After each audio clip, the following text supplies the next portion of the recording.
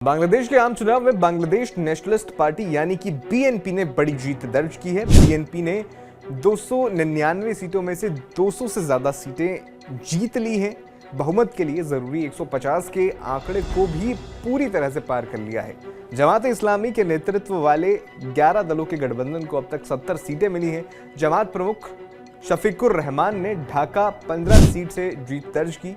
देश में करीब 20 साल बाद बीएनपी की सरकार बन रही है। 2008 से 2024 तक वहां शेख हसीना की आवामी लीग सत्ता में थी। इस जीत के साथ पूर्व प्रधानमंत्री खालिदा जिया के बेटे और बीएनपी अध्यक्ष तारिक रहमान का प्रधानमंत्री बनना लगभग तय माना जा रहा है। तारिक ने 2 सीटों से चुनाव लड़ा था और दोनों पर जीत हासिल की। वे पिछले साल दिसंबर में 17 साल बाद देश लौटे थे। एक बात यह भी है कि बांग्लादेश में 35 साल बाद कोई पुरुष प्रधानमंत्री बनेगा।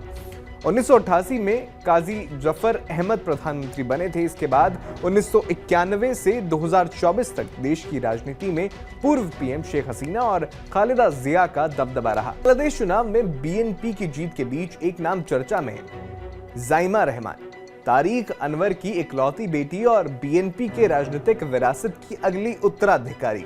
हालांकि जाइमा ने चुनाव नहीं लड़ा, लेकिन ऐसा माना जा रहा है कि चुनाव में उनकी सक्रियता और युवाओं को बीएनपी की तरफ खींचने की रणनीति को पार्टी बड़ा इनाम दे सकती है।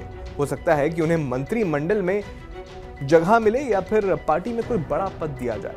बांग्लादेश की राजनीति पर दशकों तक 2 दिग्गज नेताओं शेख हसीना और खालिदा जिया का वर्चस्व रहा है।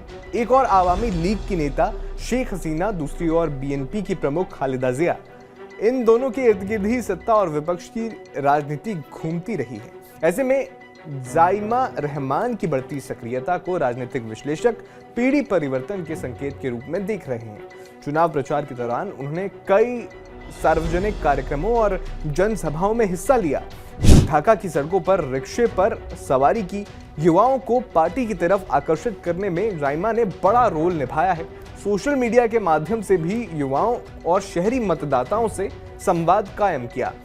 Queen Mary University of London से कानून की पढ़ाई करने वाली जाइमा ने अपने भाषणों में लोकतंत्र की बहाली, निष्पक्ष चुनाव और संस्थागत सुधार जैसे मुद्दों को प्रमुखता से उठाया। जाइमा का प्रोफेशनल बैकग्राउंड, मीडिया से जुड़ाव और सार्वजनिक संवाद की क्षमता ने उन्हें एक प्रभावी वक्ता के रूप में स्थापित किया है। उनकी भाषा संयमित और तर्कपूर्ण मानी जाती है, जो युवा मतदाताओं को खूब पसंद आई। जाइमा के पक्ष में जो सबसे ज्यादा बात जाती है वो ये है कि बांग्लादेश उन गिने चुने देशों में रहा है जहां लंबे समय तक महिला प्रधानमंत्री रही है। ऐसे में जनता के लिए महिला नेतृत्व कोई नई बात नहीं है, इसलिए जाइमा को एक संभावित महिला चेहरा के रूप में देखा जा रहा है।